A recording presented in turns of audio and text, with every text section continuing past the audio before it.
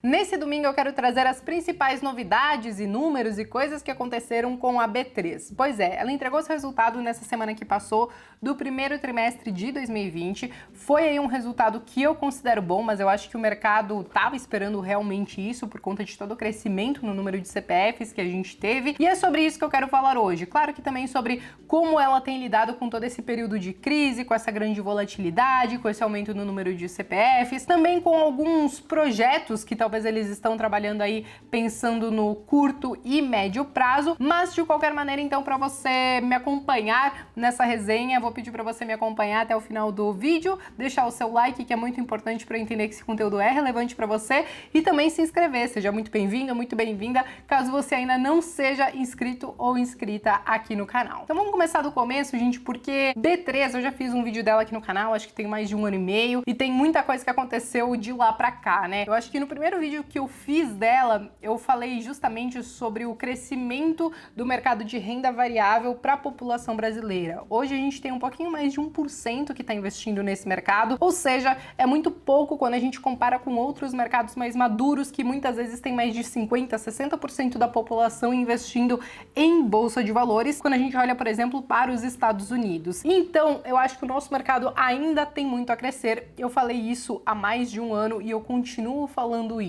E a gente viu tudo isso acontecer, inclusive nesses últimos 12 meses, com um salto no número de CPFs. Nós estamos aí com mais de 2,5 milhões de CPFs, sendo que só nesses últimos 2 meses, por exemplo, a gente ganhou mais de 400 mil novos CPFs. Sendo que aproximadamente 50% desses números que entraram nos últimos meses são pessoas com capital aí de até R$1.000. Ou seja, pessoas que talvez têm pouca grana e estão entendendo que bolsa de valores é sim acessível, que não é só pra gente rica, gente que tem muito dinheiro, ou pessoas que estão querendo começar devagarinho na bolsa de valores, sem dar um peitaço, porque talvez não tá enxergando aí um cenário muito claro do que pode acontecer com a nossa economia e, consequentemente, com a bolsa de valores. E claro que também tudo isso motivado por conta de uma queda na taxa de juros. Quando a gente viu aí talvez uma taxa de juros cair de 6, 7% para agora 3%, e tem gente estimando aí algo próximo a 2, 2,25 até o final do ano, então é claro que para você ganhar dinheiro em renda fixa, a gente tá tendo que sambar cada vez mais, então as pessoas se obrigam a tomar um pouquinho mais de risco e talvez olhar para a bolsa de valores com um pouquinho mais de carinho. Um outro ponto que eu gostaria de frisar aqui e que eu, enfim, fiquei feliz com esse dado é que nós batemos aí mais de 500 mil CPFs de mulheres na bolsa de valores. Então, é claro que a gente ainda é minoria nesse mercado, algo em torno de 23, 24%, mas é um número que vem crescendo bastante aí nos últimos anos. Eu lembro que quando eu comecei, se eu não me engano, era algo em torno de 16, 17%, acho que até menos, quem sabe. Tô aqui tentando fazer meus chutes e lembranças de cabeça, mas eu fico feliz que esse número tem crescido. Então, parabéns, mulheres, que vocês que estão aí entrando nesse mercado e desbravando esse mercado que historicamente, né, sempre teve muito mais homem do que mulheres. E aí, gente, outros pontos importantes que têm acontecido, tá? Nesses últimos anos tivemos a implementação aí de novos produtos, como mini contratos de S&P, como contratos futuros, né, de opções, de dólar e tudo mais. E aí, esses produtos, claro que eles ainda não têm uma liquidez tão grande como esses outros que a gente tem, como o dólar futuro, contrato futuro, as próprias ações, mas é um mercado que aos poucos vem amadurecendo. E claro que tudo isso agrega para a receita da própria bolsa de valores. Tanto que neste momento de crise, gente, o volume negociado, ele aumentou pra caramba. Somente nesse primeiro trimestre, quando a gente fala, por exemplo, do mercado à vista, que é onde a gente negocia ações, ele teve um crescimento aí de quase 73%, né? 72, 73% do volume financeiro negociado. E quando a gente fala do mercado futuro, que é aquele mercado onde a gente negocia índice, dólar e algumas outras commodities, então esse mercado ele cresceu aí 70,3%. Então aumentou e bastante, indo muito contra às vezes o que acontecia em outros momentos de crise, né, que às vezes o número de CPF ele até caía ou se mantinha estável, e também muitas pessoas, claro, que negociavam os seus ativos, só que muitas vezes simplesmente vendendo, então você tinha um volume até que maior, mas talvez não com tanta entrada de pessoas, e o que a gente tá vendo agora sim é um volume muito grande. E o porquê que isso é importante? Por mais que, por exemplo, você negocia pela Clear e você tem a corretagem zero, se você olhar lá na sua nota, tem algumas outras outras taxas, tipo emolumentos e tal. Tudo isso são taxas da própria B3. Então, toda negociação que a gente faz, a B3 ela ganha com algumas taxas em cima. Então, esse aumento no número de CPFs, esse aumento no volume de negociação, com certeza traz um ganho maior para ela. Quando a gente fala de receita líquida, né, ela conseguiu 2,1 bilhões de reais, o que é mais de 38% maior do que o primeiro trimestre de 2019. Já quando a gente fala do lucro líquido, ele ficou aí por conta de 1,2 bi, e aí ele teve um crescimento aí de 69% aproximadamente em relação ao mesmo período do ano anterior. Então é claro que foi um ganho muito grande. Muitas pessoas até tinham a preocupação, por exemplo, de vir uma nova bolsa de valores, mas isso em uma entrevista, uma live recente, né, que o Gilson, que é o CEO da B3, fez, ele disse que eles já contam com essa possibilidade e que estão preparados para isso, apesar de ser um mercado com uma barreira de entrada muito grande. Ainda assim, se tiver demanda, é claro que pode ter uma nova bolsa de valores, mas na minha opinião, o que pode acontecer é o que já acontece em outros países, que tem mais de uma bolsa de valores. Claro que você vai ter uma que é a mais líquida, que hoje, por exemplo, pode ser a B3, e você pode ter outras bolsas com papéis diferentes daqueles oferecidos pela B3, e você vai poder negociar nas duas. Você não precisa escolher uma ou outra para negociar. Você pode olhar aonde tem as empresas que você quer e aí você vai em direção àquilo. É claro que pode acontecer, por exemplo, de você dividir um fluxo de empresas que entram no mercado, né? Porque as empresas, para entrarem no mercado, elas avaliam os custos para você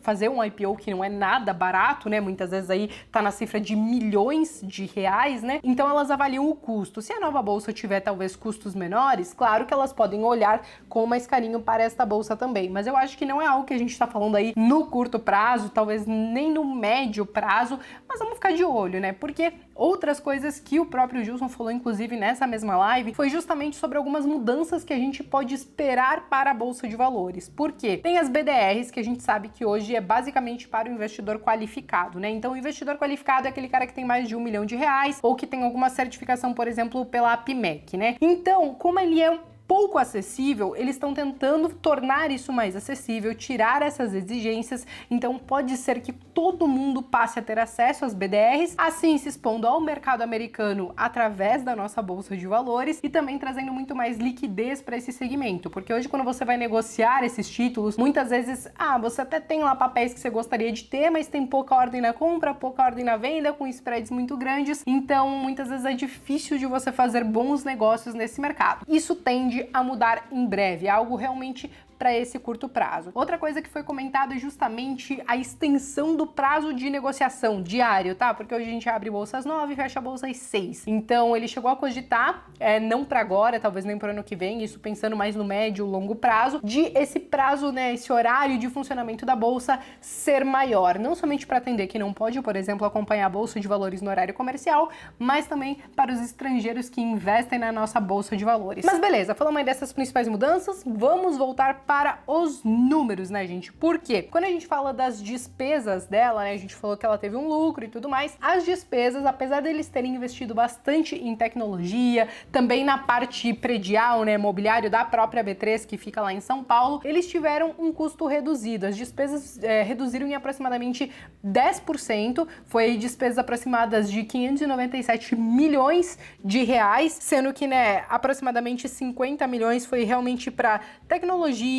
novos produtos e tudo mais. E aí, tudo isso, gente, as pessoas olham, beleza, ela conseguiu diminuir os custos, mas como que fica o endividamento dela no fim dessa história? Pois bem, ela não tem um endividamento significativo, tanto que quando você vai olhar aqueles indicadores de dívida líquida pelo EBITDA ou até mesmo dívida pelo patrimônio líquido, você vai encontrar esses indicadores negativos. E tudo isso, gente, porque a B3 ela tem um caixa gigantesco que é maior do que as suas dívidas. Se hoje a dívida dela aí tá em torno de 0,9 vezes o EBITDA dela, o caixa dela é mais de 10 bilhões de reais. Então, gente, ela conseguiria talvez, se porventura passasse por alguma dificuldade nesse momento de crise, ter um caixa muito grande para enfrentar esse momento. Mas a gente sabe que neste momento de crise, o que ela tem feito foi realmente ganhar bastante dinheiro, porque mais e mais pessoas estão negociando na bolsa de valores. Tudo isso, gente, retornou em uma margem líquida de 53,8%. É uma excelente margem. margem. E já quando a gente fala do retorno, né,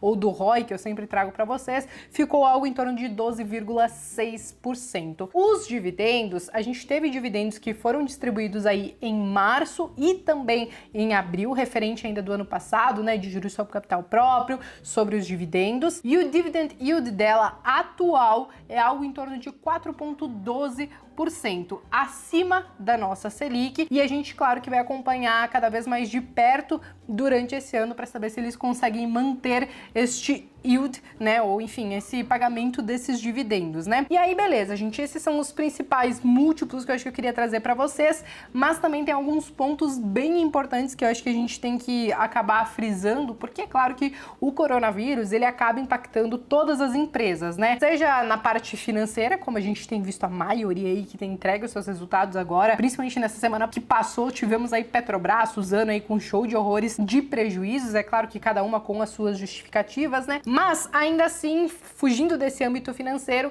existem algumas adaptações que as empresas precisam fazer. No caso da B3, 90% dos seus funcionários estão em home office, os outros 10 que estão tendo que ir trabalhar estão aí tomando os seus cuidados necessários, o que eu tô frisando justamente porque há um mês atrás, um pouquinho mais talvez, tinha gente querendo fechar a bolsa de valores, dizendo que era pro bem dos funcionários e tudo mais, sendo que, primeiro ponto, que a gente não tem mais aquele pregão ao vivo lá, que as pessoas vão lá na B3 para fechar negócios e tudo mais como era antigamente, e outra porque, como eu falei para vocês, a maioria dos colaboradores estão em home office. Também é claro que a B3, no meio de todo esse tumulto que tem acontecido, ela conseguiu passar bem, principalmente na parte tecnológica, né, sem sistema engasgar, sem nada disso, mas também quando a gente fala de empresas, né, por que é importante a gente falar do âmbito empresas? Porque é claro que ela ganha com as nossas negociações, mas também as empresas que estão listadas na Bolsa de Valores, ela também ganha sobre isso. E também tem uma série de documentações e tudo mais que precisa ser entregue,